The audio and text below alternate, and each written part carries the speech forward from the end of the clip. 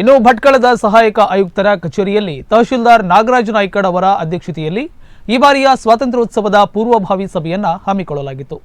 ಸಭೆಯನ್ನು ಉದ್ದೇಶಿಸಿ ಮಾತನಾಡಿದ ತಹಶೀಲ್ದಾರ್ ನಾಗರಾಜ್ ನಾಯ್ಕಡ್, ಸ್ವಾತಂತ್ರ್ಯ ದಿನಾಚರಣೆ ಅಂಗವಾಗಿ ತಾಲೂಕಿನ ಎಲ್ಲ ಸರ್ಕಾರಿ ಕಚೇರಿಯಲ್ಲಿ ಆಗಸ್ಟ್ 14 ಮತ್ತು 15ರ ಸಂಜೆಯವರೆಗೆ ದೀಪಾಲಂಕಾರ ಮಾಡಬೇಕು ಹಾಗೂ ಉತ್ತಮ ದೀಪಾಲಂಕಾರ ಮಾಡಿದವರಿಗೆ ಬಹುಮಾನ ನೀಡಲಾಗುವುದು ಎಂದು ಹೇಳಿದರು. ಈ ಬಾರಿ ಮುಖ್ಯವಾಗಿ ಪ್ಲಾಸ್ಟಿಕ್ ಧ್ವಜವನ್ನು ಉಪಯೋಗಿಸಬಾರದು ಎಂದು ಎಚ್ಚರಿಕೆ ನೀಡಿದರು. ಆಗಸ್ಟ್ 15ರ ಬೆಳಗ್ಗೆ 8:30ಕ್ಕೆ ಸರಿಯಾಗಿ ಶಾಲಾ ಕಾಲೇಜು ವಿದ್ಯಾರ್ಥಿಗಳು, ಸರ್ಕಾರಿ ನೌಕರರು ತಾಲೂಕು ಕ್ರೀಡಾಂಗಣದಲ್ಲಿ ಹಾಜರಿರಬೇಕು ಎಂದು ಹೇಳಿದರು.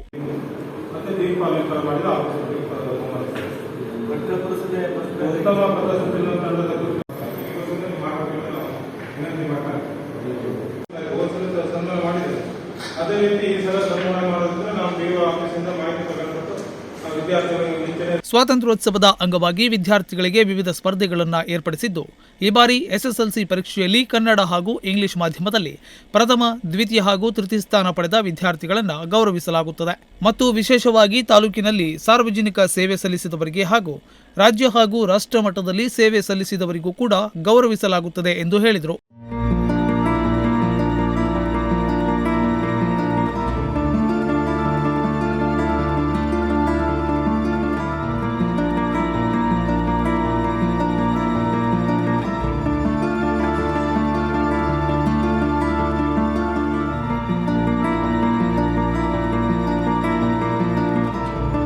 ಮೂರು ರಾಷ್ಟ್ರೀಯ ಹಬ್ಬವನ್ನ ಸರ್ಕಾರಿ ನೌಕರರು ತಮ್ಮ ಸಂಬಳದಲ್ಲಿ 1,000 ರೂಪಾಯಿ ನೀಡಿದ್ದಲ್ಲಿ ನಮ್ಮ ದೇಶದ ಹಬ್ಬವನ್ನ ಸಂಭ್ರಮದಿಂದ ಆಚರಿಸುವ ಬಗ್ಗೆ ಚರ್ಚಿಸಲಾಯಿತು. ಇದರಲ್ಲಿ ತಹಶೀಲ್ದಾರ್, ತಾಲೂಕು ಪಂಚಾಯತ್ ಇಇಒ ಅವರ ಜಂಟಿ ಬ್ಯಾಂಕ್ ಖಾತೆಯಲ್ಲಿ ಜಮಾ ಮಾಡುವಂತೆ ಮತ್ತು ಆಯಾ ಹುದ್ದೆಗೆ ದೇಣಿಗೆ ಹಣವನ್ನ ನಿಗದಿಪಡಿಸುವಂತೆ ಉಪ ತಹಶೀಲ್ದಾರ್ ಸಂತೋಷ್ ಭಂಡಾರಿ ಸಭೆಯಲ್ಲಿ ಪ್ರಸ್ತಾಪಿಸಿದ್ರು.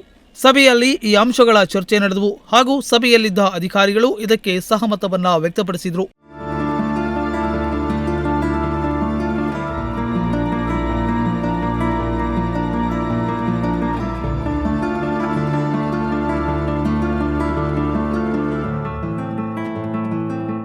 ಈ ವೇಳೆ ಉಪ ತಹಸೀಲ್ದಾರ್ ಸಂತೋಷ್ ಭಂಡಾರಿ ಹಾಗೂ ತಾಲೂಕಿನ ವಿವಿಧ ಇಲಾಖೆಯ ಅಧಿಕಾರಿಗಳು ಉಪಸ್ಥಿತರಿದ್ದರು. ಉದಯ್ ನಾಯ್ಕ್, ನುಡಿಸಿರಿ ನ್ಯೂಸ್, ಭಟ್ಕಳ.